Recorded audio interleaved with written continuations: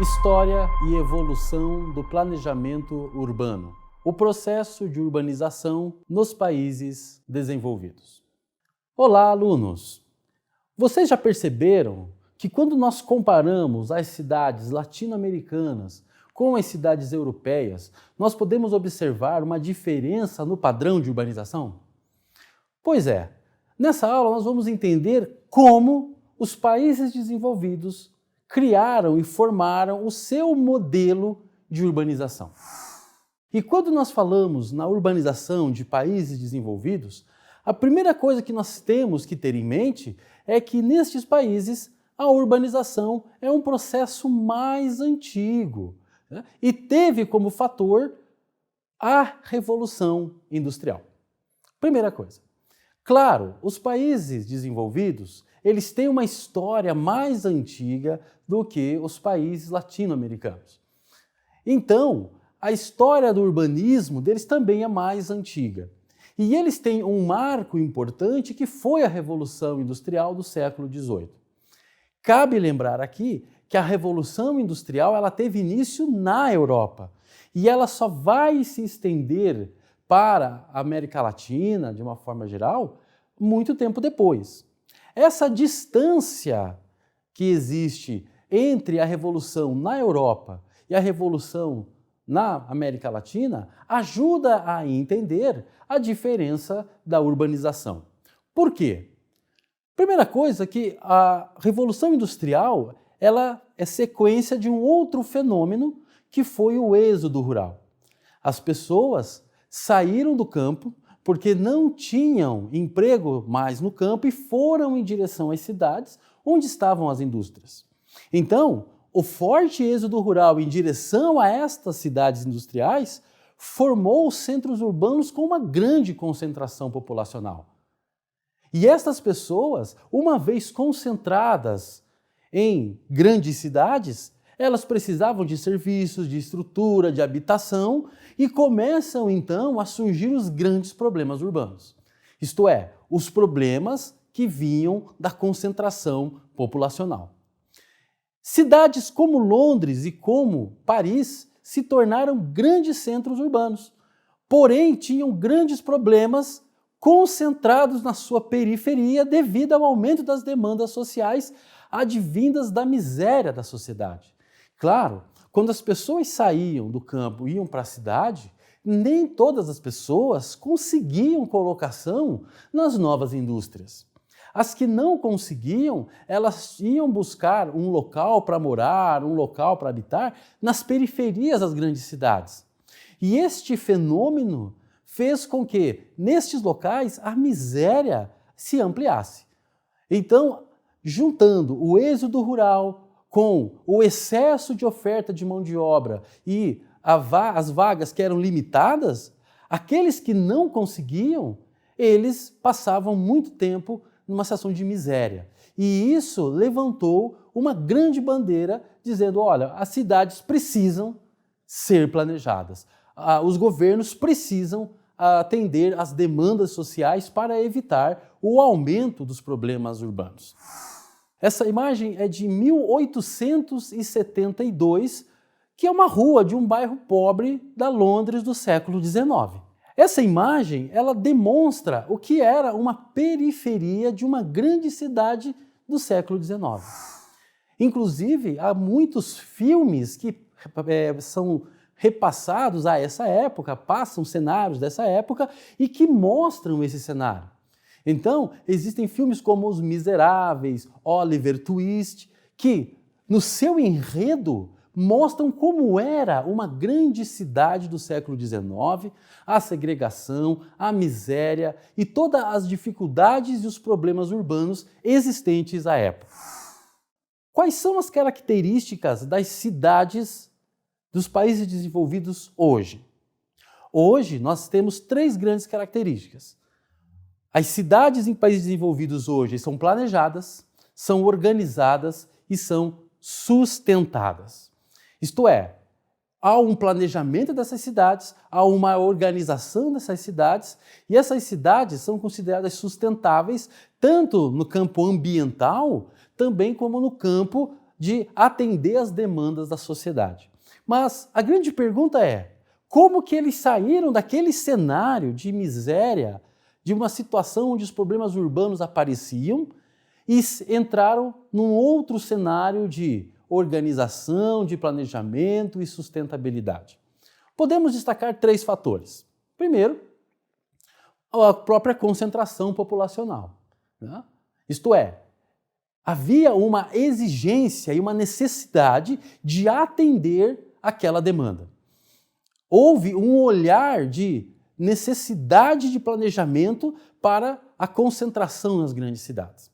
O segundo fator, que também ajuda a explicar, são os conflitos bélicos da Europa. A Europa teve um cenário bastante recortado por guerras e conflitos. E uma vez que aquelas cidades eram destruídas ou eram afetadas pelos conflitos, quando elas eram reconstruídas, elas foram totalmente redesenhadas a partir de um planejamento organizado, a partir de um planejamento desenhado e sustentado.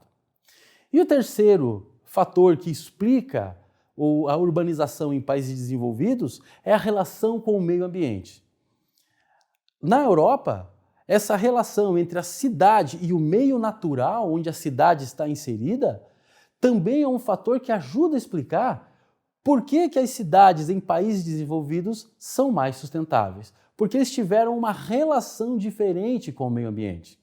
Isto é, uma vez que a cidade passa a ser planejada e organizada, também se tem um planejamento para que o meio ambiente seja preservado e que ele seja acessível a todos. Então, eu trago uma imagem aqui de uma cidade alemã, Frankfurt, na Alemanha, uma grande cidade alemã, onde você pode observar o desenho, a distribuição, onde você pode observar que não existe nessa imagem, num desenho mais amplo, nenhuma favela, nenhuma ocupação. Por quê? Porque quando a cidade foi desenhada, e Frankfurt foi uma cidade que também foi redesenhada, ela foi planejada, ela foi organizada, considerando a concentração populacional e a melhor divisão possível do uso da terra. Outro pilar importante para entender o que aconteceu nos países desenvolvidos é que lá existem os fatores considerados atrativos. O que são fatores atrativos? São fatores que fazem com que as pessoas queiram morar nesse lugar.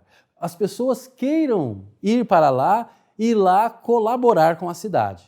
Isto é, fatores atrativos fazem com que a cidade seja enxergada de forma diferente e faz com que a cidade seja planejada de forma diferente. Mas veja que interessante, os fatores atrativos são fruto de um bom planejamento. Isto é, um bom planejador, ele acaba gerando fatores atrativos para a cidade. E no caso dos países desenvolvidos, podemos considerar 3 grandes fatores atrativos. O primeiro, a facilidade de acesso a bens e serviços. Cidades organizadas de forma que, se eu precisar de um médico, se eu precisar de um comércio, se eu precisar de algum tipo de serviço, eu vou encontrar perto da minha casa, independente de onde eu more. A correta distribuição de bens e serviços na cidade é um fator atrativo. Um segundo fator atrativo é a facilidade de acesso aos serviços públicos. De modo que, se eu preciso de uma escola pública, um posto público, se eu preciso ser atendido pelo Estado, eu vou encontrar isso próximo de onde eu moro. Isso faz com que seja mais atrativo morar nessas cidades. Em algumas cidades brasileiras, se buscou também desenhar esse modelo colocando as subprefeituras, as administrações regionais. Foi baseado nesse modelo europeu, mostrando que se eu coloco os serviços e eu coloco a ordem pública perto do cidadão, é mais fácil para ele se servir dos serviços públicos e, consequentemente, torna-se mais atrativa aquela cidade. E o terceiro pilar é uma oferta de melhor infraestrutura urbana. melhores avenidas, melhor saneamento básico, um serviço de coleta de lixo, um serviço de drenagem para que não inunde a rua quando chove. Isso é infraestrutura. Nestes países desenvolvidos, a infraestrutura urbana também foi um ponto positivo. E por isso, eles desenharam um planejamento que comportasse um bom saneamento, comportasse um bom serviço de coleta de lixo, uma infraestrutura urbana de vias, rodovias, avenidas, e para isso eles atraíam outras pessoas. Veja, o planejamento atrai fatores que colaboram para a cidade. No caso da expansão urbana, quando a gente olha para esses países desenvolvidos, percebe-se que houve uma revolução agrícola. A revolução agrícola levou à mecanização do campo. A mecanização do campo, consequentemente, levou ao desemprego no campo, porque as pessoas foram substituídas por máquinas, e aí essas pessoas ficaram sem emprego e elas, então, fomentaram o êxodo rural, quer dizer, eles se dirigiram às cidades. Por quê? Porque na cidade tinha indústria, nas cidades tinham empregos. Então as pessoas saem do campo, onde não tinha mais emprego, e se dirigem às cidades, onde agora tem a indústria, tem emprego. Com isso, esse êxodo rural leva-se a uma concentração populacional nas grandes cidades, que faz com que aqueles gestores urbanos passem a organizar melhor a cidade, planejar a cidade, desenhar melhor as funções, organizar, distribuir os serviços, e essa política levou à redução dos problemas urbanos.